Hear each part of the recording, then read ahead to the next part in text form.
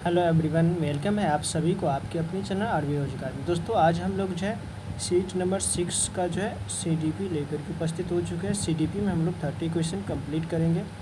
जो कब पूछा गया था 21 सितंबर 2014 का जो पूछा गया था उसका जो हम लोग आज पीवाईक्यू कंप्लीट करने जा रहे हैं। ठीक है, पीवाईक्यू जो है पूरा कंप्लीट करेंगे 30 क्वेश्चन का। अगर 30 क्वेश्चन पूरा कंप्लीट कर लेते हैं, सभी पीवाईक्यू जो 30 क्वेश्चन का अगर लगा लेते हैं तो आपको जो इसमें से 25 प्लस जो है एग्ज़ाम में मार्क्स आने की संभावना रहती है। ठीक है दोस्तों, इससे पहले जिन्होंने मेरे चैनल पर नहीं अगर विजिट किए हैं, यदि इससे पहले का वीडियो नहीं देखे तो प्लेलिस्ट में जा कर के देख सकते हैं। 5 तक जो है पूरा कंप्लीट कर चुका है और हमारा जो छठा का सीडीपी चल है और दूसरा तक जो है एसएसटी भी कंप्लीट हो चुका है। तो जिन्होंने नहीं देखा है प्लेलिस्ट से जा कर के देख सकते हैं, प्लेलिस्ट में दिया हुआ है। ठीक है, वहाँ से जा कर के देख सकते हैं, अपनी तैयारी को बेहतर कर सकते हैं। ठीक है, और जिन्होंने अभी तक चैनल को सब्सक्राइब नहीं किया सब्सक्राइब कर लेंगे, फ्रेंड सर्कल में भी शेयर कर देंगे ताकि उन्हें भी हेल्प मिल सके। अगर थोड़ा सा भी लगता है हेल्प मिल रहा है तो ज़रूर सब्सक्राइब करेंगे। ठीक है, चलिए बिना किसी देरी के हम लोग क्वेश्चन की शुरुआत करते हैं। तो आज का पहला क्वेश्चन हम लोग यहाँ से शुरुआत करेंगे, 1 से लेकर के 30 क्वेश्चन जो है शुरुआत करेंगे। ठीक है, पहला क्वेश्चन दिया गया है कि शिक्षण का विकासात्मक परिप्रेक्ष्य शिक्षकों से यह मांग करता है कि वे क्या मांग करता है। तो ये जो है क्या मांग करता है, तो ये मांग करता है कि विकासात्मक कारकों के ज्ञान के अनुसार अनुदेशन युक्तियों का जो है अनुकरण यानी अनुकूलन करे। तो ये हमारा दूसरा आंसर जो है क्या हो जाएगा, ऑप्शन सही हो जाएगा। ठीक है, इसके बाद तीसरा में दिया गया कि शिक्षार्थी तब तक नहीं सीख सकते हैं जब तक शिक्षार्थी यानी विद्यार्थी जो कब तक नहीं सीखते हैं जब तक कि उन्हें क्या नहीं होता है, उन्हें जो है सीखने के लिए जो है तैयार नहीं हो। जब सीखने के लिए तैयार नहीं, जब तक वो सीखने के लिए तैयार नहीं होगा तब तक वो सीखते नहीं है। ठीक है, तो इसका हो जाएगा ऑप्शन तीसरा सही हो जाएगा। इसके बाद तीसरा में दिया गया सामाजिक अधिगम का सिद्धांत निम्नलिखित में से किस घटक पर बल देता है। तो ये किस घटक पर बल देता है, तो ये पोषण पर बल देता है। ठीक है, किस पर, सामाजिक घटक का सिद्धांत किस पर सामाजिक अधिगम का सिद्धांत किस पर बल देता है, तो पोषण पर बल देता है।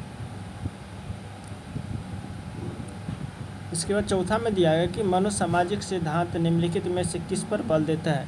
तो ये मनोसामाजिक सिद्धांत किस पर बल देता है, तो ये देता है कि उद्यम के मुकाबले में हीनता स्तर। ठीक है, तो ऑप्शन तीसरा सही हो जाएगा। ठीक है, ऑप्शन तीसरा सही हो जाएगा। इसके बाद पांचवा में दिया गया कि यह तथ्य कि बच्चे को सांस्कृतिक रूप से प्रासंगिक ज्ञान की आवश्यकता होती है निम्नलिखित में से किस व्यक्ति से संबंधित है। यानी यह किस व्यक्ति ने कहा था, तो ये जो है लेवैत्स्की ने कहा था। ठीक है, सांस्कृतिक के बारे में बात करेगा तो लेवैत्स्की आएगा। ठीक है, सांस्कृतिक सामाजिक परिवेश बोलेगा तो ये किसके संबंधित होगा, तो लेवैत्स्की। ठीक है, ऑप्शन चौथा सही हो जाएगा। इसके बाद छठा में दिया गया कि आप एक शिक्षिका या शिक्षक के रूप में रैंगिंग और धमकाने के सख्त विरोधी है तथा इस संदर्भ में विद्यालय में पोस्टर लगवाते हैं तथा समिति बनवाते हैं।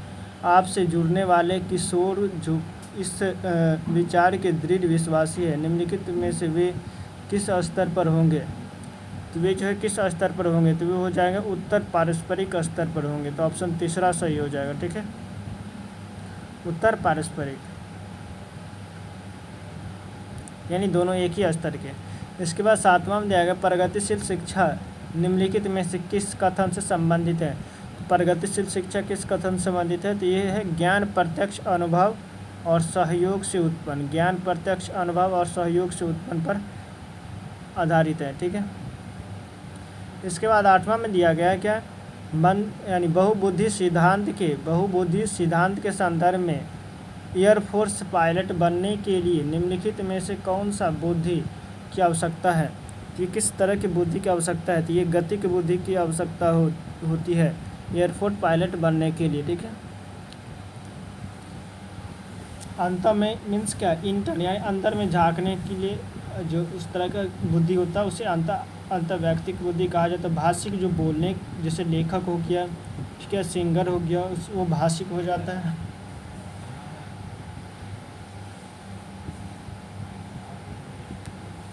इसके बाद 9 में दिया कि बुद्धि की स्पेयरमैन परिभाषा में कारक जी का अर्थ है, यानी जी क्या है, तो ये 9 का हो जाएगा, ऑप्शन तीसरा हो जाएगा जी, सामान्य बुद्धि। ठीक है, जनरल इंटेलिजेंस, ऑप्शन तीसरा।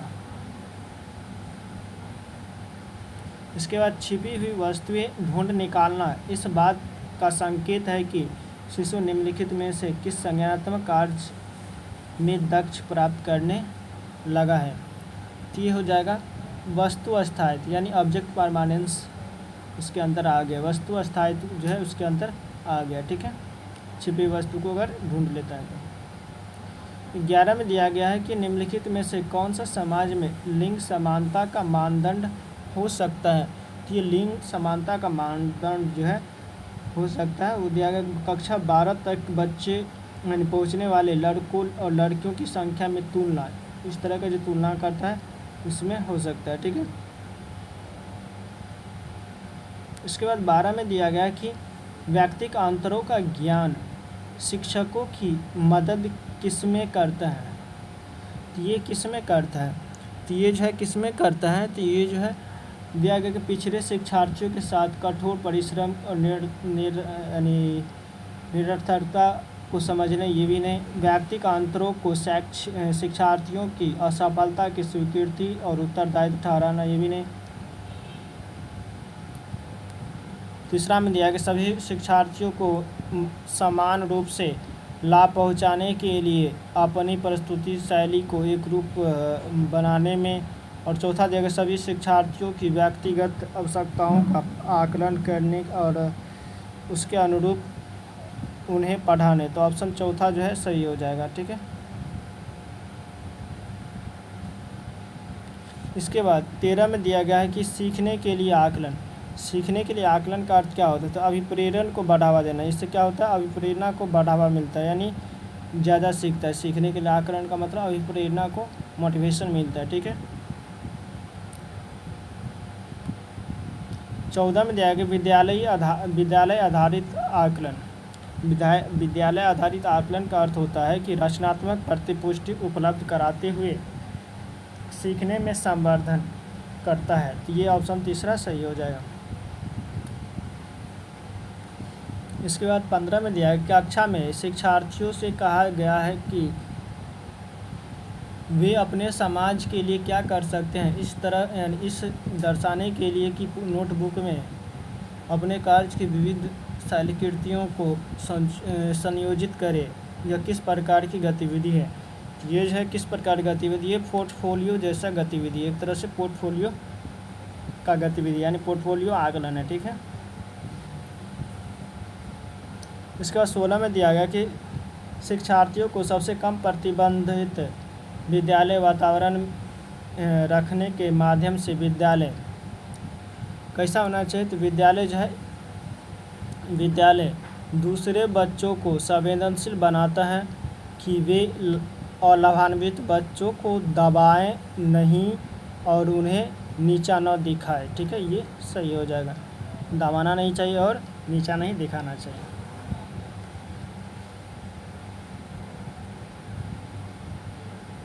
इसके बाद एकाग्रता, समय के साथ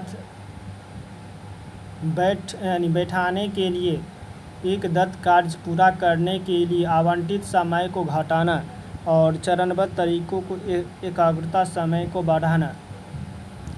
तो ये कौन सा उसमें से हो जाएगा, तो ये हो जाएगा ऑप्शन चौथा, एकाग्रता ह्रास अतिक्रिया विकार यानी ADHD होता है, इसका शॉर्ट फॉर्म होता है ADHD। ठीक है, अटेंशन डिफिसिट हाइपर, ठीक है, डिफिशियंसी। ठीक है, तो ऑप्शन चौथा सही हो जाएगा। इसके बाद 18 में निम्नलिखित में से कौन सा उपागम अशांतकारी व्यवहार संबंधी विकार वाले बच्चों के साथ व्यवहार करने हेतु बच्चे को उसके आसपास के लोगों और सामाजिक संस्थाओं के साथ अंतःक्रिया करने का सुझाव देता है। तो ये हो जाएगा ऑप्शन दूसरा सही हो जाएगा, पर्यावरणीय हो जाएगा ऑप्शन दूसरा। इसके बाद 19 में दिया है कि रेन जूली प्रतिभाशाली की अपनी डैश की परिभाषा के लिए जाने जाते हैं। किस तरह की परिभाषा के लिए जाने जाते हैं, ये जाने जाते त्रिवृत्तीय के लिए, किस लिए? तो त्रिवृत्तीय के लिए, ठीक है। इसके बाद 20 में दिया गया प्रतिभाशाली शिक्षार्थियों के लिए। प्रतिभाशाली शिक्षार्थियों के लिए क्या? तो दिया गया कि शिक्षक को अनुकूलन करना चाहिए जिससे शिक्षार्थी में बदलाव आता है। तो ऑप्शन तीसरा सही हो जाएगा, ठीक है।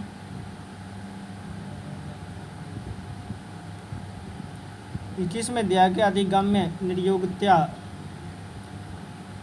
वाले बच्चे की प्रगति का निरीक्षण करने के लिए निम्नलिखित में से कौन सा पद्धति सबसे उपयुक्त है? तो 21 का जो हो जाएगा कौन सा पद्धति उपयुक्त है? तो ये हो जाएगा संरक्षित व्यवहारपरक अवलोकन, ठीक है, ऑप्शन चौथा। इसके बाद 22 में दिया गया कि अधिगम निर्योग्यता वाले विद्यार्थियों द्वारा एक पूर्ण और उत्पादक जीवन जीने के अवसरों को बढ़ाने का सही तरीका है। ये कौन सा सही तरीका है, ये देखना है। चलिए ऑप्शन में देखते हैं। इसमें से दिया गया कि इस तरह के विद्यार्थियों को कमजोरियों पर ध्यान केंद्रित करना, ठीक है, ये भी नहीं हो सकता। इस तरह के विद्यार्थियों को उच्च अपेक्षा रखना नहीं। विविध शैलियों और बुराइयों का शिक्षण करना जिसे तभी संदर्भों के लागू करना। ये ऑप्शन तीसरा जो है सटीक बैठेगा, ठीक है, ऑप्शन तीसरा सही हो जाएगा। इसके बाद 23 में दिया कि वात्स्की के सामाजिक सांस्कृतिक सिद्धांत के अनुसार, वात्स्की के जो सामाजिक सांस्कृतिक सिद्धांत के अनुसार जो है संस्कृति भाषा विकास में महत्वपूर्ण भूमिका निभा। ये है संस्कृति, ये बोलता है कि संस्कृति में अगर रख देंगे, समाज में रख देंगे, उस कल्चर में रख देंगे तो बच्चे का विकास स्वभाव ही हो जाएगा, उसी तरह का हो जाएगा। तो ऑप्शन पहला सही हो जाएगा।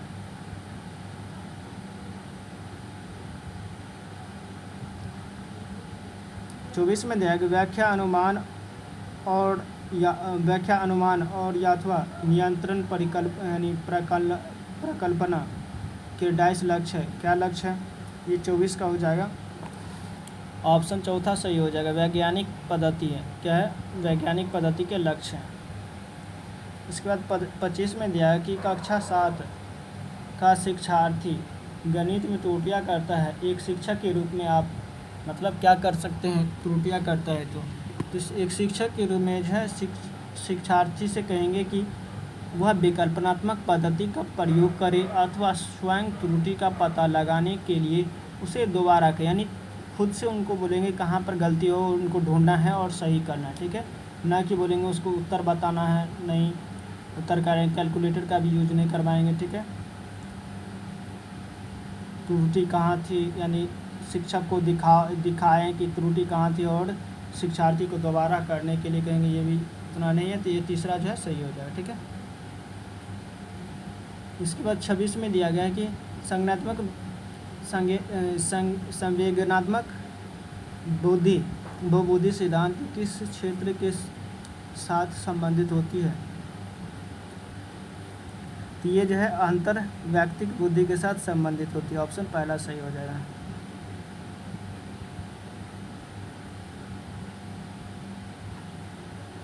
इसके बाद 27 में दिया गया संवेग के मनोविज्ञान में निम्नलिखित में से किस तथ्य पर सबसे कम ध्यान दिया जाता है?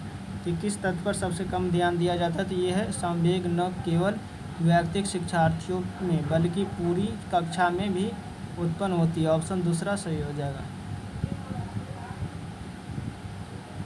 28 में दिया गया राजेश गणित की समस्या को हल करने के लिए पूरी तरह से संघर्ष कर रहा है, ठीक है, उसका आंतरिक बल जो उसे उस समस्या को पूरा करने के लिए विवश करता है डैश के रूप में जाना जाएगा। किस रूप में जाना जाएगा? तो ये 28 का हो जाएगा प्रेरक के रूप में, ठीक है, यानी मोटिवेशन के रूप में जाना जाएगा। 29 में दिया गया अभिप्रेरणा चक्र के संदर्भ में निम्नलिखित में से कौन सा कथन सही क्रम में है? ये कौन सा कथन सही क्रम में है? तो ये जो दिया गया आवश्यकता पड़ता है, उसके बाद बल यानी प्रबल प्रेरण यानी मोटिवेशन, उसके बाद उत्तेजना, उसके बाद लक्ष्य उन्मुखी व्यवहार, उसके बाद उपलब्धि, उसके बाद फिर उत्तेजना में कमी आता है। तो ऑप्शन चौथा सही हो जाएगा। 30 लास्ट क्वेश्चन दिया है कि बैंडेरा के सामाजिक अवलोकन पर आधारित अधिगम सिद्धांत में निम्नलिखित में से कौन सी प्रक्रिया है, तो इसमें से कौन सा प्रक्रिया है, तो ये हो जाएगा प्रतिधारण प्रक्रिया। कौन सा, तो ये प्रतिधारण प्रक्रिया है। ठीक है, प्रतिधारण प्रक्रिया है। तो दोस्तों हम लोग जो है सीडीपी का 30 क्वेश्चन जो है कंप्लीट कर चुके थे। ये सीट नंबर कितना, सीट नंबर 6 का 30 क्वेश्चन हम लोग कंप्लीट कर चुके हैं। इसके बाद हम लोग सीट नंबर 7 लेकर के आएंगे। सेशन कैसा लगा कमेंट में जरूर बताइएगा। वीडियो को पूरा वॉच करने के लिए बहुत बहुत धन्यवाद। इससे पहले का वीडियो नहीं देखे तो प्ले लिस्ट से जा करके देख सकते हैं, अपनी तैयारी को बेहतर कर सकते हैं। अभी तक चैनल को सब्सक्राइब नहीं किया, सब्सक्राइब कर लेंगे, अपने फ्रेंड सर्कल में भी शेयर कर देंगे ताकि उन्हें भी हेल्प मिल सके। ठीक है, चलिए आज के लिए इतना ही, तब तक के लिए बाय, जय हिंद।